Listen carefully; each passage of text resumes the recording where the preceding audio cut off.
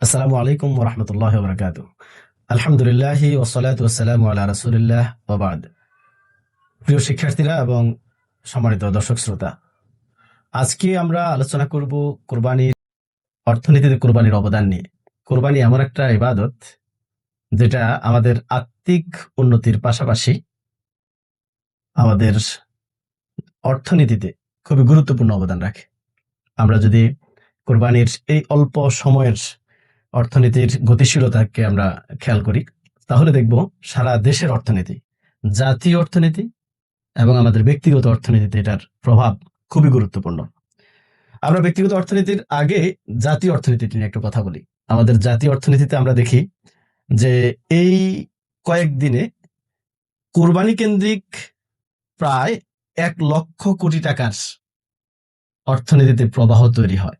1,00,000 কোটি টাকা, যার ভিতরে সিংহভাগ হচ্ছে পশুর দাম, কোরবানির পশুর দাম, আর বাকি হচ্ছে পরিবহন, বাজারজাতকরণ এবং বাজার, পাশাপাশি খণ্ডকালীন শ্রমিক নিয়োগ, কোরবানির পশুর খাবার, পাশাপাশি হচ্ছে আমাদের এই এই যে কোরবানি কেন্দ্রিক দা বটি আরো বিভিন্ন বিষয় তৈরি করা, এই বিশাল জনগোষ্ঠীর গোশতের রান্নার জন্য যে মশলা সরবরাহ করা হয়, এবং এই পশুর খাবার, খড় থেকে শুরু করে যাবতীয় বিষয়গুলো এখানে ইনক্লুডেড।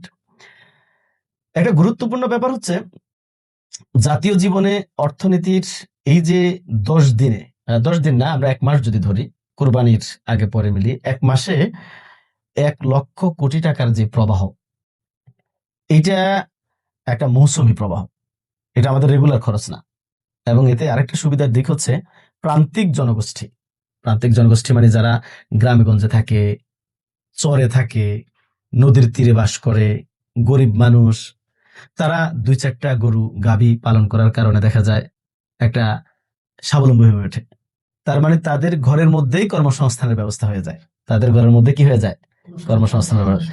নারী, পুরুষ, সন্তান সবাই মিলে এটাকে সাপোর্ট দিতে পারে। তোমরা শুনে খুবই খুশি হবে যে আমরা যখন ছোট ছিলাম তখনও দেখা যেত ভারতের গরুর উপর আমরা নির্ভর করতে হতো। আর এই বছর আমাদের কোরবানির জন্য পানি সম্পদ অধিদপ্তরের পরিসংখ্যান অনুযায়ী চাহিদা হচ্ছে 1,01,00,000 কয়েক হাজার গরু।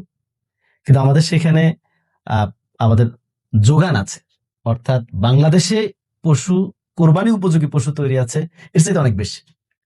আলহামদুলিল্লাহ, এটা আমাদের একটা স্বনির্ভরতা।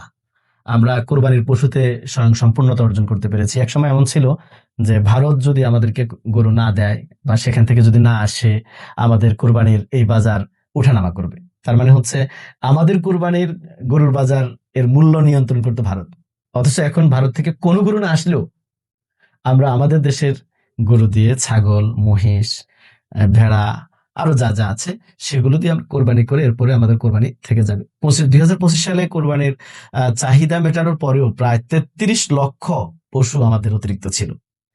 এবছর উল্লেখযোগ্য সংখ্যক পশু থাকবে। তার মানে কি?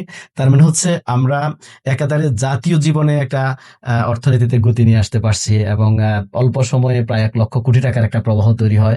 প্রান্তিক জনগোষ্ঠীকে আমরা তাদের কর্মসংস্থানের ব্যবস্থা করতে পেরেছি। শুধু তাই নয়, যারা আমাদের প্রবাসে থাকে, বিদেশে থাকে, তারা দেখবা কোরবানি কেন্দ্রিক টাকা পয়সা বেশি পাঠায়, পরিশ্রমও বেশি করে। যে আমি বিদেশে পরিশ্রম করলে আমার বাড়িতে একটা কোরবানি হচ্ছে, আমার সন্তানরা কি করবে। আবার আমরা যারা আছি তারাও কোরবানি মাসের জন্য হয়তো কেউ কেউ এক্সট্রা ইনকাম করার চেষ্টা করে, কেউ এটা সংরক্ষণ করার চেষ্টা করে।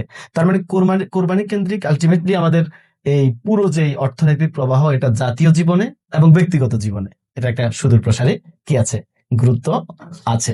আমরা কোরবানির অর্থনৈতিক গুরুত্বটাকে প্রায়োরিটি দিই। বর্তমান সময় ইসলাম বিদ্বেষীদের কেউ কেউ আছে কোরবানি অমানবিকতা, কোরবানি এত পশুকে হত্যা করা হয়, এত হত্যাযজ্ঞ চালানো হয়, রক্ত প্রবাহ করা হয়, এই বিষয়গুলো নিয়ে অনেক কথা বলে। আসলে এরা এই কথাগুলো যৌক্তিক ভাবে বলে না, এই কথাগুলো বলে তারা ইসলাম বিদ্বেষী মনোভাব থেকে।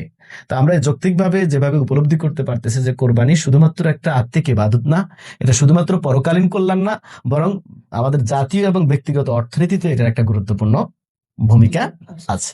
তো এই বিষয়গুলো উপলব্ধি করে আমরা কোরবানির জন্য সবসময় সবাই সচেষ্ট হব এবং কোরবানির যে তৎপরতাগুলো আছে সেগুলো চালিয়ে যাব। আল্লাহ সুবহানাহু ওয়া তাআলা আমাদেরকে তৌফিক দান করুন।